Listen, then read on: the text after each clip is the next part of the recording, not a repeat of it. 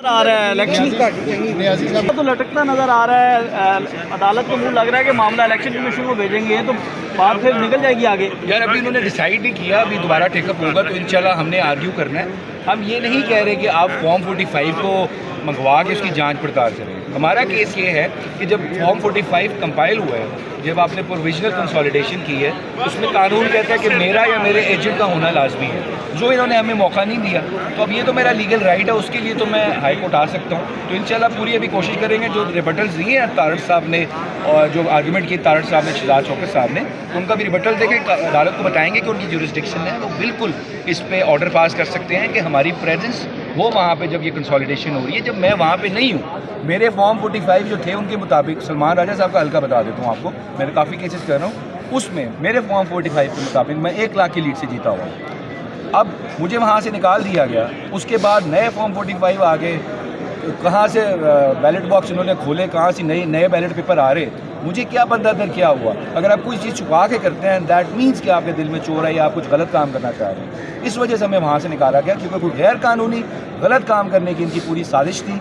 वो आए, हमारे ऊपर हमला किया, वहाँ पे समीर खोजा साहब पे तशद्दुद किया, 20-25 बंदे, वो चले गए। 15 मिनट में सब कुछ सेटल हो गया। लेकिन एसपी मॉडल टाउन आके कहता है कि नहीं जी आप लोग यहाँ से जाएँ, लॉ एंड ऑर्डर सिचुएशन है, आधे घंटे के लिए चलेंगे फिर वापस आ जाना। हम चले गए, उनकी बात मान ली, कानून को फॉलो करते हैं। लेकिन आधे घंटे बाद हम वापस आते तो हमें उसके बाद आरओ के दफ्तर के अंदर नहीं जाने दिया गया। पीछे एक बंद कमरे में क्या हुआ, कैसे कंपाइलेशन हुई, कैसे फॉर्म 47 इशू हुआ, 3 दिन से जो तमाशा लगा हुआ है कमिश्नर ऑफिस में, मैंने सुना सारे आरओज बैठे हुए वहाँ पे, हमारे सारे कैंडिडेट्स जितने भी लाहौर के थे सब सीटें जीते हुए थे। ये इन्होंने धांधली की है। बल्कि वो छोड़े, कराची देखें आप, कराची में सारी सीटें एमक्यूएम के बंदे जिनके 5-6 हज़ार वोट बनते हैं फॉर्म 45 के मुताबिक, वो विनर हुए हुए। पूरा इलेक्शन चोरी किया है। हमारी 70 से 80 सीटें इन्होंने चोरी की हैं। अप्रॉक्सीमेटली बता रहा हूँ, एग्जैक्ट फिगर नहीं बता सकता अभी, मुझे शोर नहीं है, लेकिन पूरा इलेक्शन चोरी किया है। ये इस तरह हुकूमत नहीं चल रही। जितना इसका सुपर स्ट्रक्चर जो उसमें बना रहे हैं, जो इमारत खड़ी कर रहे हैं, वो इतनी वीक है, इसी तरह गिरेगी जिस तरह ये हुकूमत बन रही है। और हम इस धांधली के खिलाफ पूरा एहतजाज करेंगे, कानूनी जंग भी लड़ेंगे। और हम देखते हैं ये किस तरह हुकूमत करते हैं, क्योंकि हम अपना जो हमारा हक चोरी हुआ है उस पर खामोश नहीं बैठेंगे। हम बिल्कुल पूरी इंटरनेशनल ऑब्जर्वर्स को हम इस पर कॉन्टैक्ट में हैं, हम इंटरनेशनल मीडिया के साथ कॉन्टैक्ट में हैं। ये जो इलेक्शन पूरा चोरी किया है इन्होंने क्या क्या नहीं किया। इन्होंने आपसे बैड सिंबल लिया, इन्होंने आपके सारे वाइस चेयरमैन प्रेसिडेंट पंजाब को जेल में डाला हुआ है। कितने आपके इन्होंने लोगों को गलत केसेस में 9th में गलत इन्वॉल्व करके उन सारों को बंद किया है। उसके अलावा आप सिंबल चला गया, आपको कैंपेन नहीं करने दी। सिर्फ 2-3 हल्कों में कैंपेन हुई है पूरे पाकिस्तान में, सारा कुछ उन्होंने कर लिया आपके साथ। लेकिन फिर भी ये देखें, अवाम निकली है तो उनके सारे प्लान जितने धांधली के थे, ये तो सोच के बैठे थे कि 60-70 सीटें होगी, 10 पे धांधली करके 50 सीटें देके इनको चुप करके बिठा देंगे।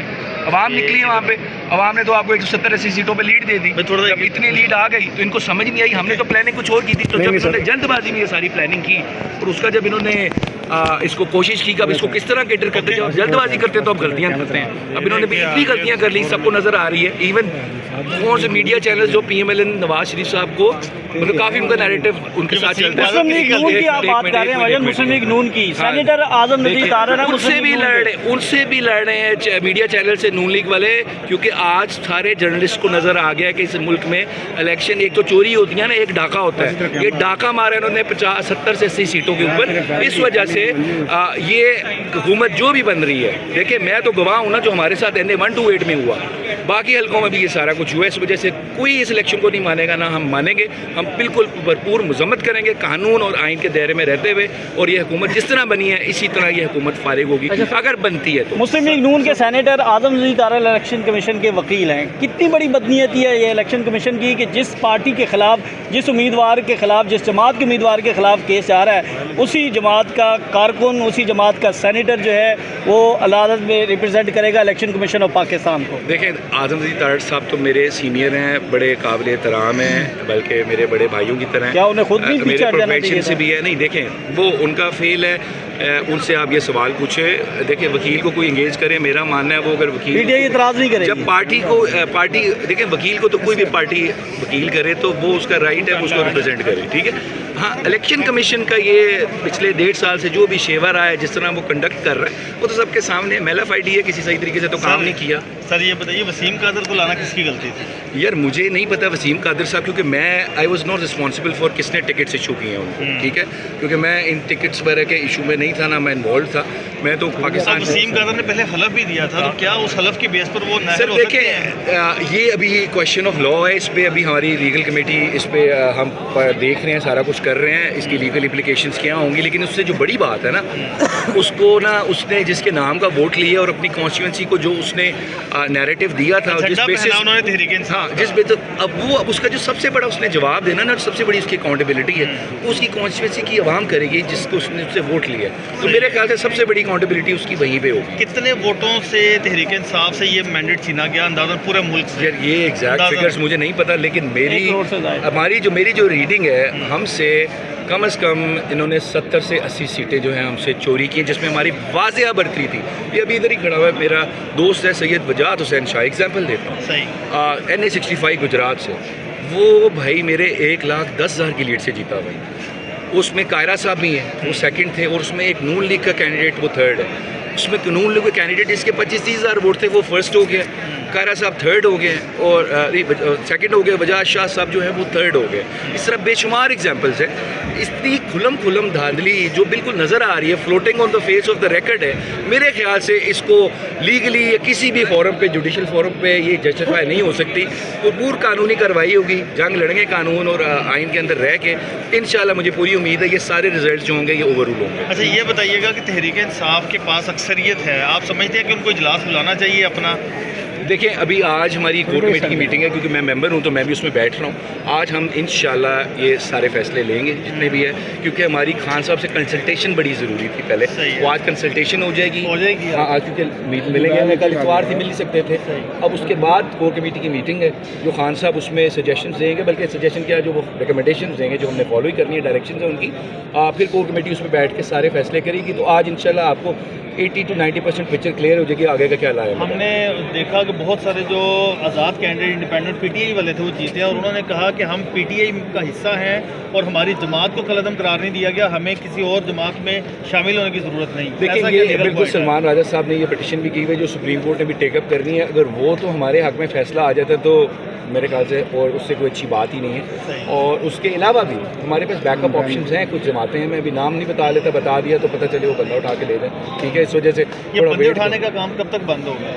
यार ये जिस दिन इस मुल्क में ना हमारी सारी सियासी पार्टियों को इस चीज़ का एहसास होगा कि इस मुल्क के फ़ैसले पार्लियामान को करने चाहिए और जुडिशरी हमारी बिल्कुल इंडिपेंडेंट हो जाती है और मुल्क में आइन और कानून की हुक्मरानी होती है, और कोई भी शख्स हो जितना बड़ा भी हो, वो जब तक कानून के ताबे नहीं होगा तो ये बंदे उठाने वाला काम खत्म नहीं होगा। और ओन चौधरी साहब जिस भारी तादाद में जीते, मैं एक फिगर जानना चाह रहा हूँ कि वहाँ से सलमान राजा का क्या फिगर है? अच्छा वैसे एक बात बताऊँ, इन्होंने चलो कर लेते धांधली वैसे ही बड़ी भोंडे तरीके से की है, लेकिन इन्होंने ना सलमान राजा साहब के साथ धांधली करके ना मेरे ख्याल से सबसे बड़ी गलती कर दी है।